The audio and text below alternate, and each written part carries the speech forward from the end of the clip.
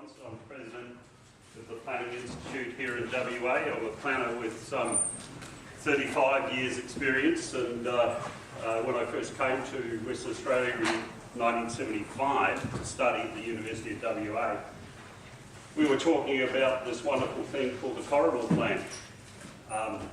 As you are now, or will be talking about, you have been talking about Direction for 2031, you're about to be talking about Perth for 3.5 million, which was released last Friday. Look, I've had a pretty amazing career in planning, working in the state government. I was planning manager on East Perth for 6 years, did the inlet.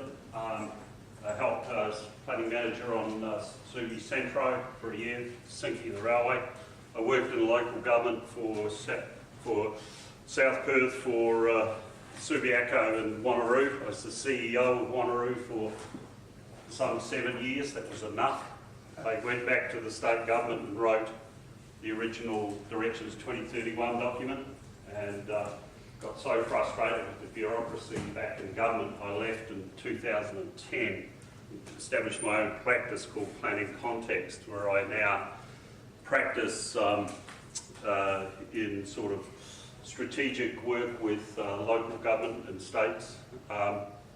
We're also on the board of the Metropolitan Redevelopment Authority, and I chair one of those things called the Development Assessment Panel, the central one. Fairly controversial at times, but very interesting. So what I wanted to do today was to give a look over these topics. And I must apologise because some of the slides are quite rich in text, and there's a lot of them. One of the reasons for that is that I'm thinking about writing a book on these topics to talk about the history of metropolitan planning. So I want to start talking about the drivers of change, the history, briefly, the Perth and Peel with 3.5, which was released last Friday, the debates about regional planning and local democracy, and perhaps some ideas for the way forward for cooperative governance as we deal with some of these things. But starting with the drivers of change, you know, what you don't read in the state documents is how unsustainable our city actually is. And our growth, and this illustration is actually out of 3.5, and it's the one that says business as usual, basically, the growing outwards of our city. And we're one of the most spread cities in the world, we know that. The business as usual, we're going to use more and more land, and it's not sustainable. Not that much urban growth is really sustainable, but this is probably the least sustainable growth. And, you know, that's been testified in the work of the Conservation Foundation, Perth's most unsustainable Australian city, the worst performance in recycling and landfill. The work about ecological footprints in Boomtown, the work of Richard Weller, looking at our ecological footprint and the extent of that and its impact that we are actually having on our environment. And we talk about that loss of biodiversity of our rich hotspot ecological communities and their representation on the coastal plain. And now very much we are talking about the risks of fire in planning these days. And the issue of congestion, which you read about in the papers all the time. And those issues and the cost of congestion, and was a major issue in the state election. Both parties are very concerned about this. Actually, I like congestion. I love congestion because it's forcing us to change the way we think about our city. When I got here in 75, we're a small country town and you could get anywhere in a few minutes. Now we're talking regular commutes of people over an hour. So congestion is becoming a big factor. It's not just the cost, but the lifestyle. And also the costs of urban development really coming home to roost. This is the work of Peter Newman, talking about the cost of greenfields development versus infill development, obviously disputed by the Urban Development Institute, which has an interest in obviously seeing land converted from rural to urban. That's how they make their money. And we're becoming one of the most unequal cities. When I first arrived here, we talked about everyone was sort of equal, and various parts of the city were just as good as others to live and had the same lifestyle. The vulnerability now we're measuring of the outer suburbs, and this is not a society that is jettisoning really many of the poor and affordable housing to the outer suburbs, and we're getting very much this rich inner city area that isn't sharing very much. And we also have the challenge of population change, not only the rapid growth, during the peak of the boom, of course, that was up over 85,000 residents extra a year, averages out about 55,000 people coming to WA, mainly Perth. But also the changing demographic patterns, our trends in housing demand. We're living longer, we're having less household size generally, the downsizing. The Gen Ys think very differently from the baby boomers. They think that not the best thing in the world to suddenly have to own a car. You'd rather be, as I understand, texting and driving around on public transport than having to commute in a car, and your lifestyle is very much not rushing off to the suburbs but wanting a trendy and nice place downtown. All of those things are important shapes of looking at our future and thinking about that and asking questions about the shape of our city. So I just want to talk a bit about the history of planning. Metropolitan planning really from before Stevenson and Hepburn in the 1920s, when we came up to our centennial, 1929, we were starting to talk about, and the Planning Acts and talk about metropolitan planning and ideas about the future. There was a study, a report on metropolitan planning issues. We were starting to see back then that we did need to think more strategically rather than just local planning issues. All of that died, of course, during the Depression of the 30s and then the war, and it wasn't until after the war, and we were suddenly thinking, gee, we're going to get a lot of people coming from Europe. They were going to flood Australia. We were starting to look at that. There was a push for a Metro Planning Authority, and a Royal Commission was conducted into the planning. And in '53, they had Alistair Hepburn as the chief sort of bureaucrat, and Professor Gordon Stevenson was brought over here. You know the story of the plan and then the development of the Metropolitan Region Scheme. And the 55 plan, of course, first comprehensive plan, and really the basis of metropolitan planning, proposed the Metropolitan Region Scheme. Stevenson predicted about 1.4 million people by 2005. We literally underestimated by more than 50% the area that would need it. That's because we had fallen in love with that car, and that was going to shape the way we did our planning. The MRS, of course, 63, when it finally came into legislation, 59, and 63, and then it is today, the Metropolitan Region Scheme. It's been amended over 1,200 times. It's not what you really would call quite a growth boundary, but it's a mechanism for controlling development. This is the unsung hero of metropolitan planning. This is the improvement fund, the Metropolitan Region Scheme Improvement Fund. It's a tax on commercial property, which is used to purchase metropolitan land for parks, for roads, and it's purchased some 25,000 hectares of land, a great thing that we actually had. Many states would die for that. The great corridor plan and the fantastic colours we had back in the 70s. And this plan was really responding to the rapid growth of the car, the population growth, the boom of the sort of 60s, and the predictions of population growth. And the way that that was channeled into corridor thinking to keep the wedges between the corridors and to establish self-sustaining centres in the corridors, most famous, of course, the new town of Joondalup. That was the thinking of the day in the 70s. That was adopted in 73, incidentally. The mechanism for implementing it was the structure planning. As I've just shown, the Northwest Corridor structure plans and the one that followed in 92. The thinking, of course, was very much upon traditional or conventional neighbourhood designs of cells, designing for the car, and you had the master planning, which Gordon Stevenson originally did, of course, for Joondalup as a sub-regional centre.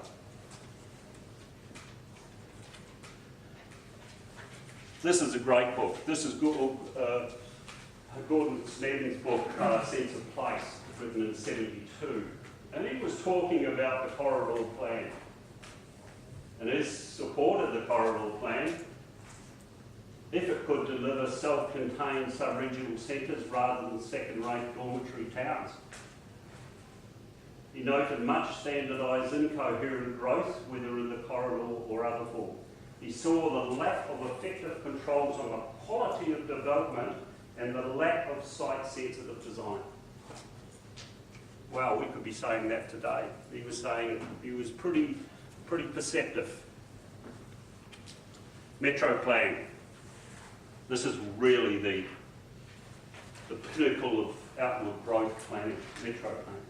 1990. 80% of our growth from greenfields, 20% from existing areas.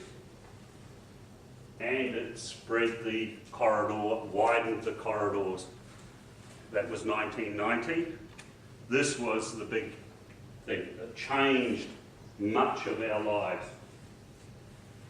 This plan was the expansion plan. You can see many of the corridors. You can see like the corridor for Ellenbrook, the extension of the Northwest Corridor, other corridors really being developed. 50,000 hectares of urban land was identified, and they rezoned 32,000. This was under a minister called Richard Lewis. Richard thought the answer to affordable housing was to flood the market with zoned land and give everyone choice. And so that created the pattern that we are still living with today. And it was car-centric, of course, the conventional things. If you can ever find it. We had lovely road documents like this one. This is how to design neighbourhoods by road engineers, and the sort of plans you saw when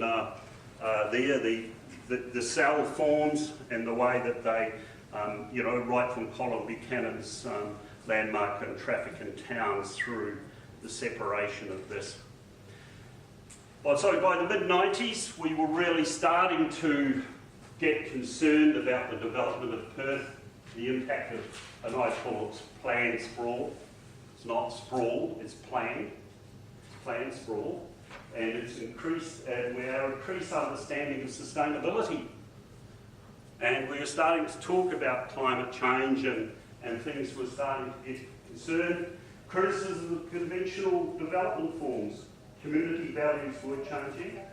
And I should have reminded everyone to turn off their phones, which would be really good. Existing strategies seemed to be very outdated, and we wanted, and we're seeing good examples of urban renewal. So we were starting to get there by the mid-90s, and most of you will be familiar with the criticism and the rethinking associated with new urbanism and our own little neighbourhoods codes, which started from Charrettes in the 90s in the Northwest Corridor, the criticism of conventional versus new urbanist, the way we were thinking about design was changing. And we were also seeing that people wanted a market, or there was a market for inner city urban renewal. When I started on the East Perth project in 1988, they just told us the commercial people just divide it up for single residential housing. There is no market for mixed use medium density in Perth. So these projects started to prove up a market and prove that people would choose that lifestyle if the opportunity was given. And Subi Centro that followed. So we started in towards the 2000s with new ways of thinking. You probably have never heard of these documents. Future Perth was the Liberal document. There was a vision document in 2000. By 2003, of course, Labor had got in, and we went through this period to see change government, change the names of the plans. So these were the Greater Perth through to that period. A lot of the research and questioning of the way that we were growing was in those documents.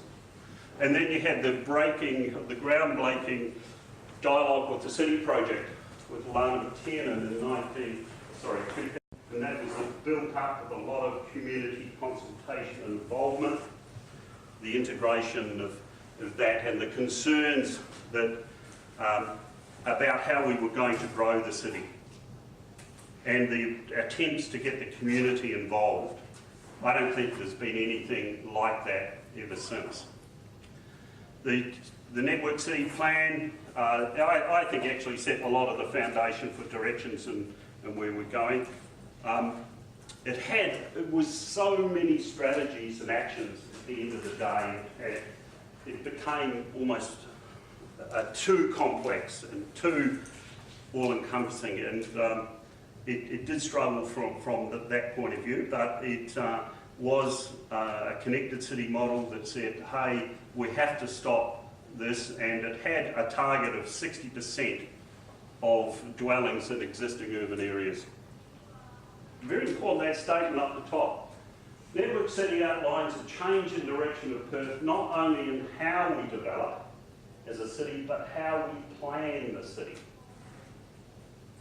And that was meant to be about engagement and ongoing involvement of people in the city.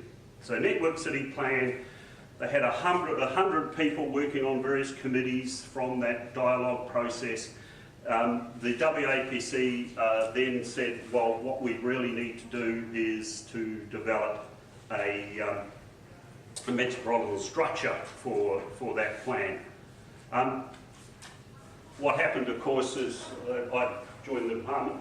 Very soon after that, the government decided to go for an early election, got thrown out. John Day, the minister, came in. You know, he was pretty listening to Network City. He knew that we had to change, but there's no way that the Liberal government was going to have a document called Network City. So the name changed. Directions 2031. We thought that up one afternoon over a few drinks. We said, why 2031? Just happened to be a census year. We set about bringing in a number of the things from Network City into that document in 2009. It was eventually adopted in 2010. It really, the big difference is that it said, we'll have a strategic document. We will have, and this is the central area, a infill plan. And we will do design, urban design, that's the capital city, and then the local planning schemes and strategies will have to fit into that. That thing circled at the bottom was integrating everything, called a public transport plan. We did, and I actually worked on this with others, public transport plan, released, introduced, obviously densities around railways, but also a light rail, which of course seems to have disappeared in the mire somewhere. Now the government is talking about rapid buses, not very transformational. We also set targets for local government. We came in and said, hey, Western Suburbs, particularly those the Western Suburbs ones there, we don't think there's any people that you would describe as care and maintenance councils. You people are going to have to take some of this density. Why should the good folks down in Serpentine, Jarrahdale, have all this development, this big gorilla coming down the road to them, when the Western Suburbs is happily saying no thanks. So we started to push the issue of targets. And we're monitoring those targets. This is the 2014, the status of those 32 inner city local governments, about the consolidation, how are they going. The idea was that they'd be given the targets and they'd work out how to implement them. The reality is that, as this report, 16 considered to be in the very early stages. This is 5 years after we adopted directions. So it's very slow progress. We're going to need to meet the target of 47%. Now, we had a look at the target of 60%, and we came to 47%. There's not a lot of rocket science behind that. It was a doubling of the current target, or current rate of infill. Current rate of infill is about 28%. So this document is telling us we're not doing real well. One of the reasons, of course, if you're just looking at percentages, we are doing more units. You can see the red. We are actually building more units than we've done for a while. And that's increasing. But we're still producing a hell of a lot of detached housing. So if you just look at percentages, it really says we're still well behind the eight ball. We need to produce a lot more unit development. Current infill rate's about 28%. And we're the only state, the proportion of medium density unit dwelling approvals has fallen as a percentage of total construction. So we still have a long way to go. So I want to talk about the latest plan that was released by the Minister last Friday, called Perth and Peel. Notice Peel, so it's integrating very much into Peel as well, Murray and Mandurah. Very similar things. It's really an extension of directions. It's taking directions out from 2031 to 2050, talking about a population of 3.5 million, which we're around just over 2 million at the moment. So another 1.5 million odd people in Perth and Peel. And how are we going to manage that? And it talks about how many houses we need, an extra 800,000 houses, 420,000 in the outer suburbs, 380,000 in the dwellings and infill, 215,000 in the central local governments. Those 19 inner city local governments make up the central area. 40%, 47%. Land currently zoned urban and urban deferred. We already have a huge amount of this. And at the current rate of using that land, we will deplete it if we just do business as usual by about 2042. They're estimating if we get this infill really going, without rezoning any more land, we could make the land supply last until 2073. What they did was look at 3 scenarios. The contained city, in other words, basically having a growth boundary and saying, nah, no more rezonings. Go away, Nigel Sadlerly, cut and redevelop. This one is dispersed city, which is the business as usual model. As you can, this green is indicating more land that you would need to bring on just to cater for that if you have the current rate of infill about 30%. This is their connected city model of 47%, and they have identified modest areas, they would call them modest areas for infill or for expansion of development. And I can already hear, and I heard it this morning at a briefing with the Minister, the UDIA starting to go, oh, it's not enough. Infill won't work, we need more zoning. Basically, they need to make more money. Some of the stuff in here doesn't make sense.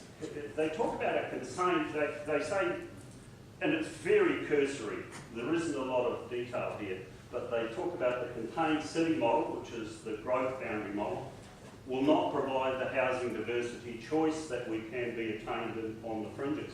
Well, it will for many generations because simply we have so much land already zoned. There's no shortage. Contained city concern about the impact of character on existing suburbs.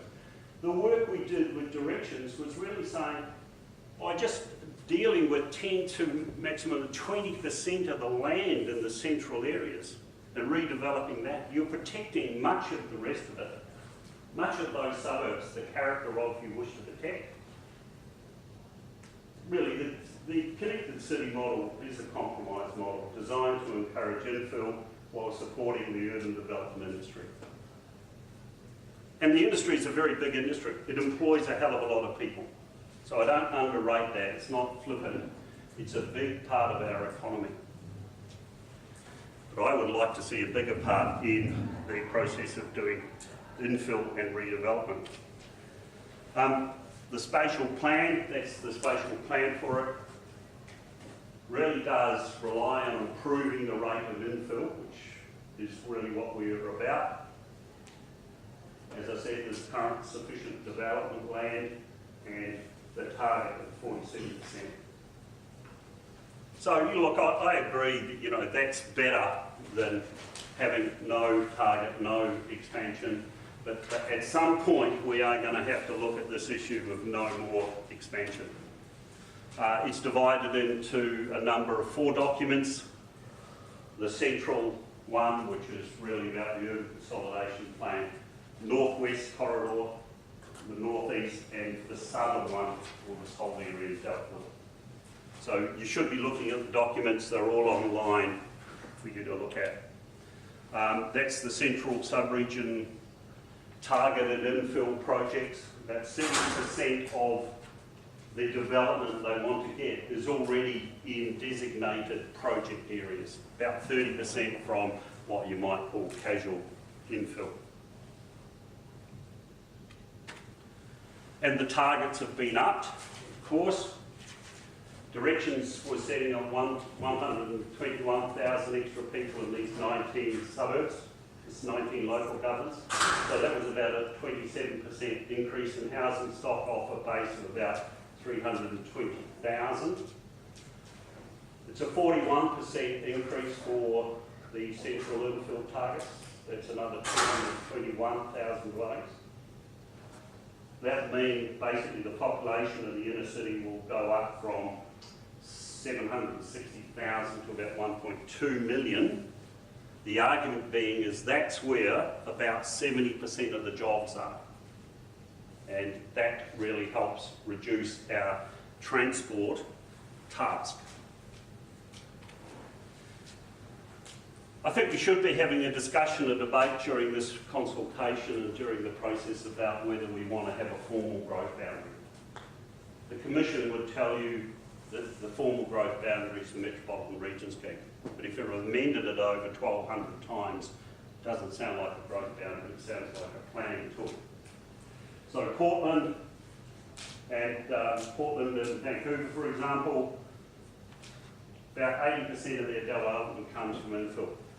The argument against this, strongly put out by the development industry and listened to by government, is that is going to create a huge increase in affordability of housing. So housing will become very unaffordable because we can provide you with affordable housing on the outskirts of town, but it's not really affordable living.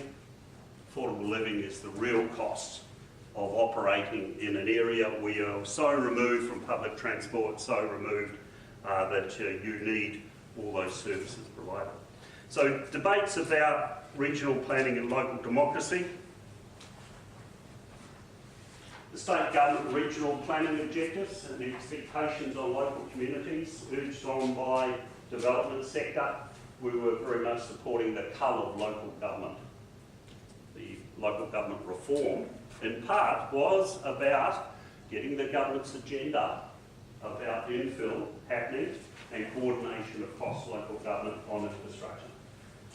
We are seeing increasing state intervention in local planning. They have all the tools, and we'll talk about those. And, of course, the failed attempt to amalgamate small councils to get them to think more strategically.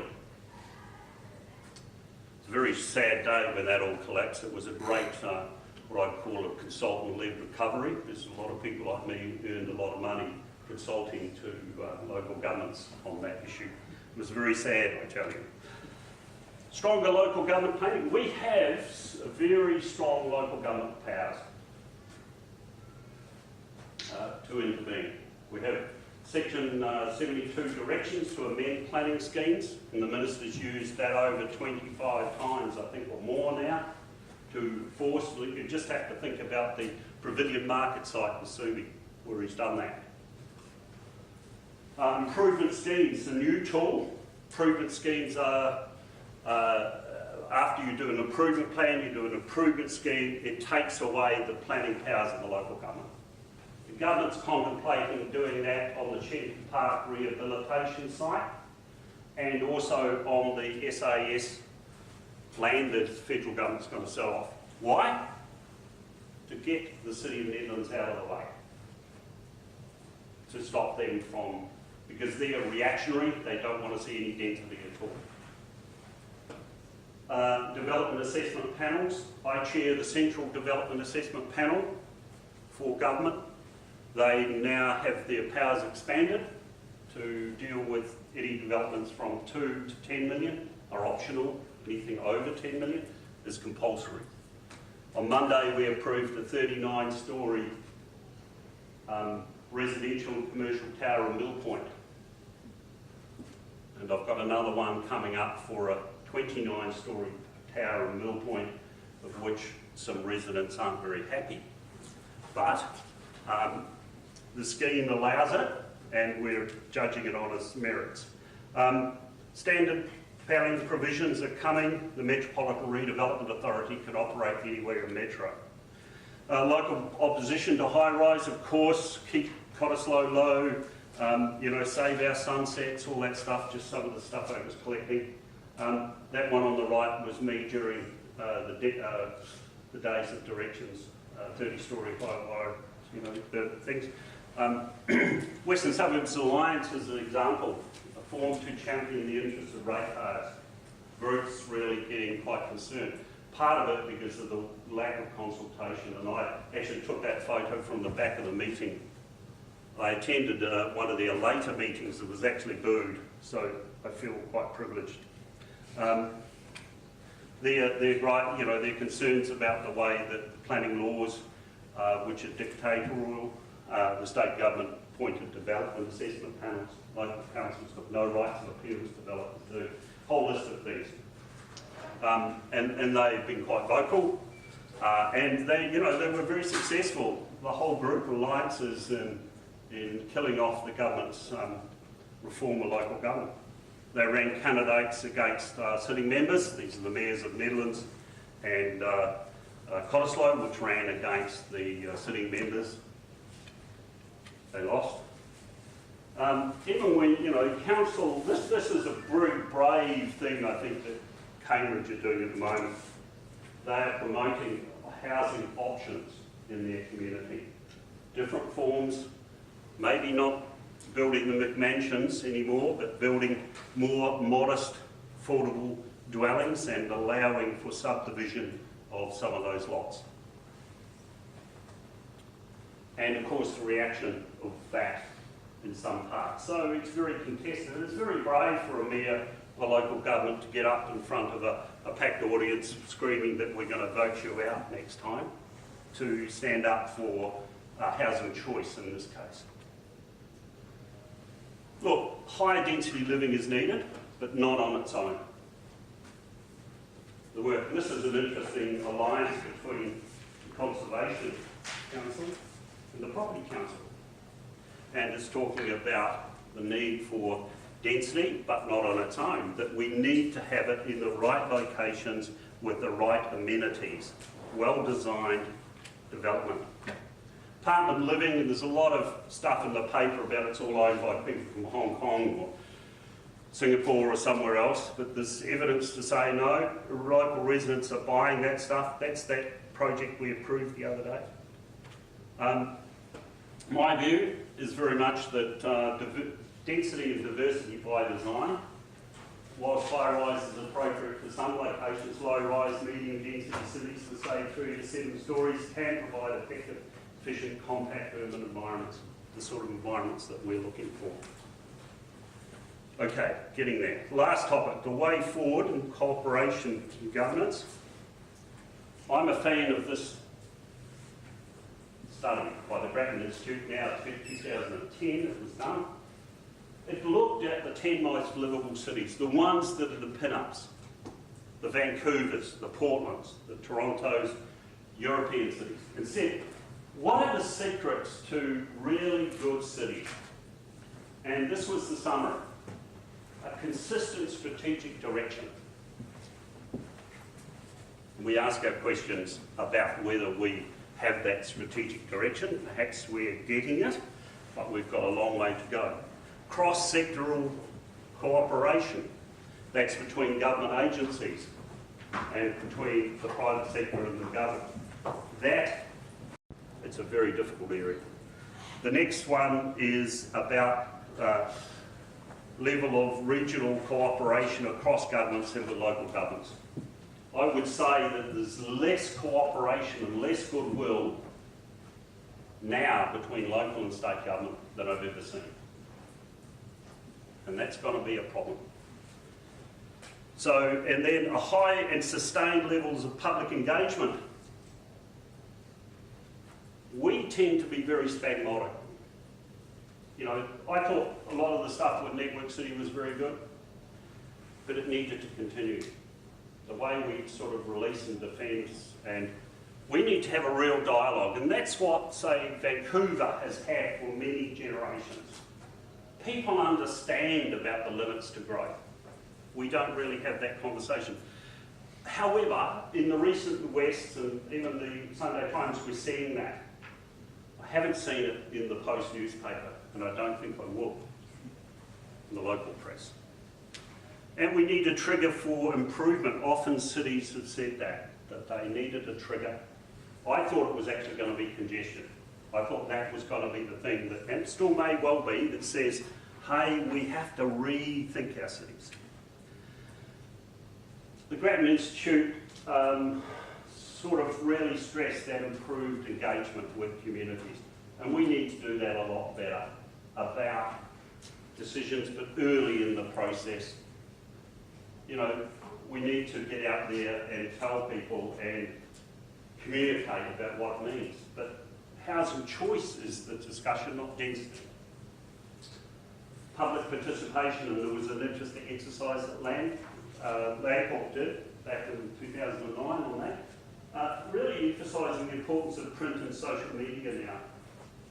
That your generations will be communicated much better than being just in the press. It's a lot of different ways of communication.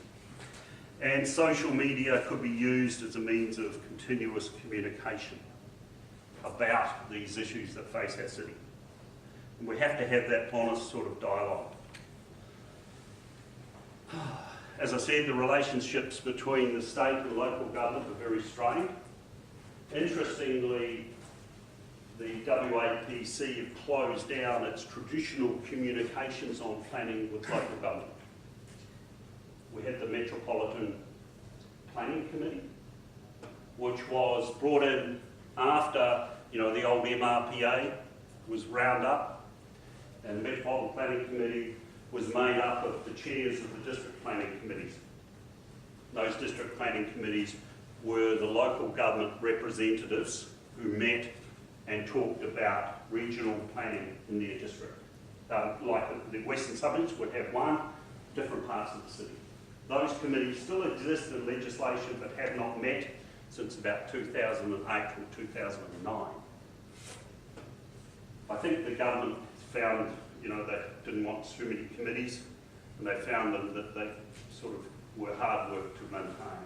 So you have to ask the government why they closed those. We do need to build those bridges.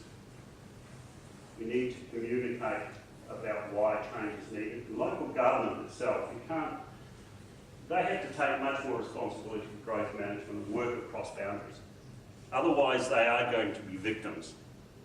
And the government will continue to take powers away from local government.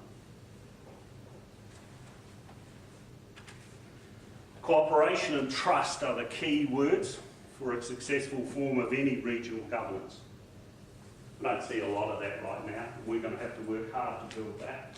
The importance of developing agreed community and regional visions. That's the starting point.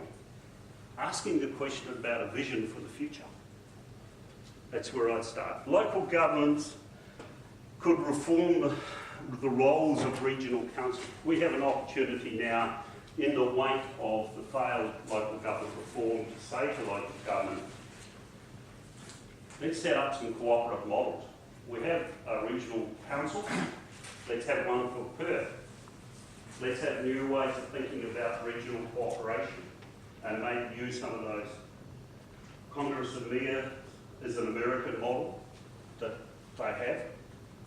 Regional stewardship is the one that I liked a lot. Regional stewardship is one where it's not about statutory power, it's about the sort of influence and leadership of people that can come together and look at problems and think of interesting and different solutions on a regional basis. And, you know, the Americans do a lot of things badly, but some things they do well because they don't have the statutory planning frameworks that we do. In the end of the day, last slide, we need to have an ongoing and deeper engagement with the broader community. I think we need that importance of developing agreed community visions.